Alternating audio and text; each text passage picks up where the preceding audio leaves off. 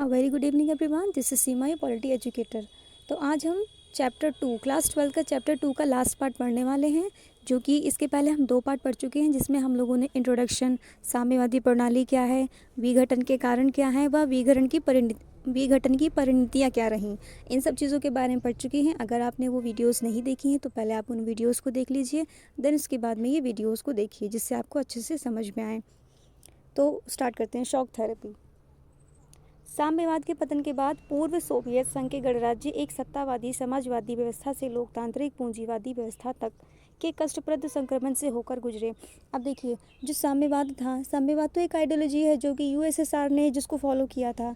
वो जब शीत युद्ध का समाप्ति हो गई, जब सोवियत संघ का पतन हो गया, तो क्या हुआ, जिन भी लोगों ने इस आइडियोलॉजी को अपनाया हुआ था उन लोगों के लिए एक कुछ प्रॉब्लम्स आए, कुछ अपने देश में, राष्ट्र में इम्प्लीमेंट्स करने पड़े। ठीक है, कुछ पॉलिसीज़ जो कि यूएसए की थी, जैसे कि कैपिटलिस्ट पूंजीवादी को अपनाना, इन सब चीज़ों को उन्हें थोड़ा सा करना पड़ा।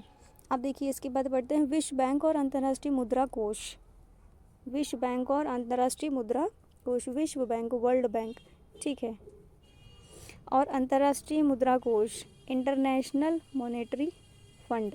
इन 2 चीज़ों को आपको याद रखना है, क्योंकि इंटरनेशनल लेवल पे ये चीज़ें इंपॉर्टेंट हैं। ये जो 2 संस्थाएं हैं ये बहुत ज़्यादा इंपॉर्टेंट हैं। ठीक है द्वारा निर्देशित इस मॉडल को शॉक थेरेपी, आघात पहुंचाकर उपचार करना कहा गया। हर देश को पूंजीवादी अर्थव्यवस्था की ओर पूरी तरह मुड़ना था। शॉक थेरेपी की सबसे बड़ी मान्यता थी कि मिल्कियत का सबसे प्रभावी रूप निजी स्वामित्व होगा। सामूहिक फर्म को निजी फर्म में बदला गया। शॉक थेरेपी से माना जाने लगा कि ज़्यादा से ज़्यादा व्यापार करके ही विकास किया जा सकता है। इस कारण से मुक्त व्यापार को पूर्ण रूप से अपनाना ज़रूरी माना गया। अब देखिए, जो भी यूएसएसआर की आइडियोलॉजी को फॉलो करते थे, शीत युद्ध खत्म हो गया तो अब यूएसए की ही सारी बात मानी जाएगी। ठीक है, तो यूएसए में क्या था, पूंजीवाद था, कैपिटलिज्म था। तो अब उनके अकॉर्डिंग जो भी देश हार गए थे, जो भी देश इस वॉर में हार गए थे, इस कोल्ड वॉर में, उनको यूएसए की, यानी कि जो जीत विजयी घोषित हुआ था, उनकी सारी पॉलिसीज़ को अपनाना था उन्हें। ठीक है, तो उसमें एक था शॉक थेरेपी। शॉक थेरेपी का मतलब क्या था कि जो यहाँ पर साम्यवादी व्यवस्थाएं थी, साम्यवाद को लेकर ये लोग अपनी पॉलिसीज़, आर्थिक और राजनीतिक सांस्कृतिक संस्थाओं को बनाए थे, व्यवस्था थी, तो उन सभी को भूल कर अब क्या करना था, पूंजीवाद की ओर इन्हें बढ़ना था। ठीक है, अब शॉक थेरेपी के परिणाम। सन 1990 में अपनाई गई शॉक थेरेपी जनता को उपभोग के उस आनंद लोक तक नहीं ले गई जिसका उसने वादा किया था। अमूमन शॉक थेरेपी से पूरे क्षेत्र की अर्थव्यवस्था तहस नहस हो गई और इस क्षेत्र की जनता को बर्बादी की मार झेलनी पड़ी। अब देखिए, कोई भी कंट्री है अगर वॉर में जीत जाती है और जो दूसरी कंट्री है उसके अगेंस्ट में वो कंट्री हार जाती है, तो क्या होगा, जो कंट्री हार गई है उसको जो कंट्री जीत गई है उसकी सारी बातें माननी पड़ेंगी। ऐसा ही यहाँ पर भी हुआ। यूएसए की बात, यूएसएसआर के जितने भी साथी सदस्य देश थे उनको सबको मानना पड़ा, और उसी में एक शॉक थेरेपी थी। तो शॉक थेरेपी में जो बताया गया था कि आपको हम अच्छी पॉलिसीज़ को देंगे, आपको बेहतर जीवन बनाएंगे, नागरिकता की क्वालिटी को अच्छा करेंगे, तो जितना बताया गया था उतना वो चीज़ फॉलो नहीं हो पाई और उतना अच्छे से रिज़ल्ट नहीं दे पाई। ठीक है, अब देखिए, तो इसमें बर्बादी की मार जो झेलनी पड़ी, तो उसमें से हम पहला पढ़ लेते हैं। रूस में पूरा का पूरा राज्य नियंत्रण औद्योगिक ढांचा चरमरा गया। लगभग 90% उद्योगों को निजी हाथों में या कंपनियों में बेच दिया गया। अब देखिए, मैंने आपको पहले बताया यूएसए जो था वो कैपिटलिज्म को फॉलो करता था, और जो यूएसएसआर था वो सोशलिज्म को फॉलो करता था। तो सोशलिज्म तो हार गया, तो उसे कैपिटलिस्ट ऑटोमेटिकली होना ही पड़ेगा। उद्योगों की कीमत कम से कम करके आंकी गई और उन्हें औने पौने दामों में बेच दिया गया। जितने भी फैक्ट्रीज़ थी, जितने भी उद्योग थे, उन सबको क्या किया गया, उन सबको बिल्कुल सस्ते सस्ते दामों में कैपिटलिस्ट को बेचना पड़ा। मुद्रास्फीति इतनी ज़्यादा बढ़ी कि लोगों की जमा पूंजी जाती रही। मुद्रास्फीति मतलब ये बहुत ज़्यादा बढ़ गई, जिसकी वजह से क्या हुआ, लोगों की कहते नहीं एक्सपेंडिचर और हमारी जो सेविंग्स होती हैं उसमें कोई बैलेंस नहीं रह गया। एक्सपेंडिचर सेविंग से और हमारी जो इनकम थी उससे ज़्यादा बढ़ गए। इन सभी कारणों से शॉक थेरेपी के परिणाम काफ़ी हद तक अच्छे नहीं रहे। ये सभी उद्योगों को मटिया मेट करने वाला साबित हुआ। इसे इतिहास की सबसे बड़ी गैराज सेल के नाम से जाना जाता है। आप देखिए यहाँ पर आपको या तो शॉक थेरेपी दे देंगे क्वेश्चन में, या फिर आपको गैराज सेल दे देंगे। तो आपको कंफ्यूज नहीं होना है। शॉक थेरेपी के जो परिणाम रहे उसी को हम एक तरीके से गैराज सेल के बारे में कह सकते हैं, क्योंकि बहुत सारे ऐसे उद्योग थे, बहुत सारी ऐसी इंडस्ट्रीज़ थी जिनको क्या किया गया, ऐसे ही बिना उनकी कोई उनकी क्वालिटी के अकॉर्डिंग उन पर रेट नहीं लगाया गया और ऐसे ही कैपिटलिस्ट को बेच दिया गया।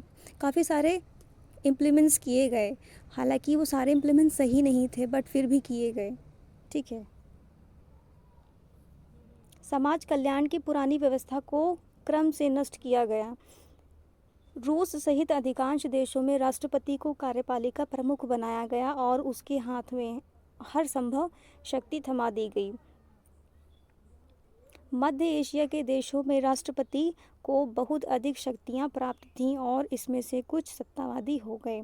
अब देखिए जैसे कि यूएसए में है, सारी की सारी शक्तियां किसके पास होती हैं, सारी की सारी शक्तियां होती हैं राष्ट्रपति के पास। ठीक है। वैसे ही यहाँ पर भी किया गया, यहाँ पे भी सारी की सारी शक्ति राष्ट्रपति को दे दी गई और कुछ देशों के जो राष्ट्रपति थे वो क्या हो गए, वो अपने आप को शक्तिशाली समझने लगे और उन्होंने अपनी केंद्र में सत्ता स्थापित कर ली और वो एक तरीके से अधिनायकवादी हो गए। अब यहाँ पे पढ़ेंगे हम तनाव और संघर्ष। अब देखिए ये जो शॉक थेरेपी था, इस शॉक थेरेपी को लेकर लोगों के बीच में कितनी कॉन्फ्लिक्ट्स हुई और कितना स्ट्रेस बढ़ा, इस चीज़ को पढ़ेंगे। अनेक गणराज्यों ने गृह युद्ध की बगावत को झेला है। रूस के दो गणराज्य चेचन्या और ताजिकिस्तान में हिंसक अलगाववादी आंदोलन चले। अब इस शॉक थेरेपी के खिलाफ यहाँ पर चेचन्या और ताजिकिस्तान है, यहाँ पर क्या हुआ, अलगाववाद का आंदोलन की हमें मतलब अलग राष्ट्रीयता चाहिए, हम जो यूएसए कह रहा है वो सारी पॉलिसीज़ को फॉलो अपने पे नहीं करने देंगे, इम्प्लीमेंट नहीं करने देंगे खुद पे। ठीक है। इस चीज़ मध्य एशिया में तजाकिस्तान 10 वर्षों यानी 2001 तक गृह युद्ध की चपेट में रहा। आप देखिए यहाँ पे 10 वर्ष लिखे हैं, तो आप जैसे ही शीत युद्ध का अंत हुआ 1991 में, तो आप तब से काउंट करेंगे 2001 तक, तो 10 साल हो जाएंगे। ठीक है। गृह युद्ध की चपेट में रहा। मध्य एशिया गणराज्यों में हाइड्रोकार्बनिक पेट्रोलियम संसाधनों का विशाल भंडार है। इन्हें लाभ तो हुआ, लेकिन इसी कारण से यह क्षेत्र बाहरी ताकतों और तेल कंपनियों की आपसी प्रतिस्पर्धा का अखाड़ा भी बन चला है। आप देखिए जैसे कि यूएसए ने जो भी किया, यहाँ पर कैपिटलाइजेशन किया, तो सारी चीज़ों को उसने कैपिटलिस्ट कर दिया। ठीक है, पूंजीवादी बना दिया।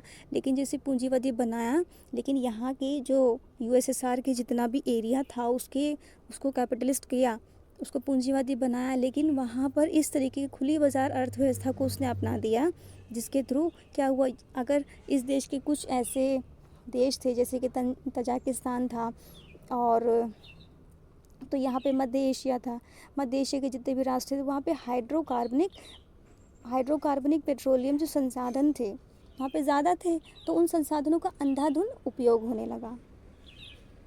खनिज तेल की मौजूदगी के कारण चीन के हित भी इस क्षेत्र में जुड़े और चीनियों ने सीमावर्ती क्षेत्रों में आकर व्यापार करना शुरू कर दिया। पूर्वी यूरोप के चेकोस्लोवाकिया शांतिपूर्वक दो भागों में बंट गया। चेक तथा स्लोवाकिया नाम के दो देश बने। भारत के संदर्भ में रूस के साथ सबसे गहरे हैं।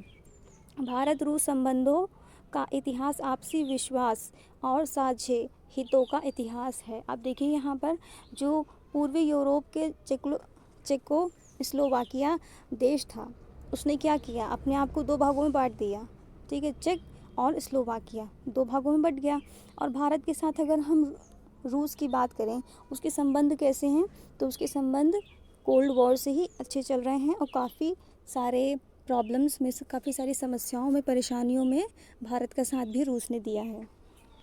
आज के लिए इतना ही। ये चैप्टर हो गया है कंप्लीट और नेक्स्ट चैप्टर के साथ फिर मिलेंगे। तब तक आप इस चैप्टर को पढ़िए, समझिए, लिखिए, नोट्स बनाइए और मेरे चैनल को सब्सक्राइब कीजिए, शेयर कीजिए, लाइक कीजिए, कमेंट्स कीजिए। Thank you.